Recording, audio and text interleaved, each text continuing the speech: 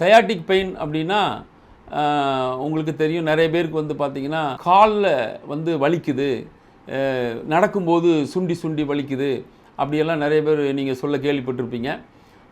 இந்த sciatic pain எப்படி உருவாகுது அப்படின்னா, நம்மளுடைய 2 காலையும் ஸ்ட்ரென்த்தாக வச்சுக்கிறது வந்து இந்த சயாட்டிக் நர்வ். இந்த சயாட்டிக் நர்வ் வந்து லம்பார் ரீஜனில் L4லேருந்து S3 வரை உள்ள அந்த ஸ்பைனல் கார்டு வழியாக நம்மளுக்கு வந்து வெளியே வந்து நமக்கு அந்த காலை ஸ்ட்ரென்தன் பண்ணிக்கிட்டு இருக்குது. இந்த சயாட்டிக் நர்வ் வந்து இந்த ஸ்பைனல் கார்டில் ஏற்படக்கூடிய அந்த கம்ப்ரெஷன் மூலமாக இந்த சயாட்டிக் நர்வில் வெளியே வரக்கூடிய சக்திகள் தடப்பட்டு இந்த சயாட்டிக் பெயின், லெக் பெயின் இந்த மாதிரிலாம் நமக்கு வருது. இந்த சயாட்டிக் நர்வ் ஏன் கம்ப்ரெஸ் ஆகுது அப்படின்னா, அங்கே ட்ரைனஸ் ஏற்படுறதுனால தான். நம்ம இந்த ட்ரைனஸை போக்கிட்டோம்னா இந்த L4, L5 ப்ராப்ளத்திலேருந்து வரக்கூடிய சயாட்டிக் பெயினையும் நம்ம போக்கிக்கலாம். நன்றி, வணக்கம்.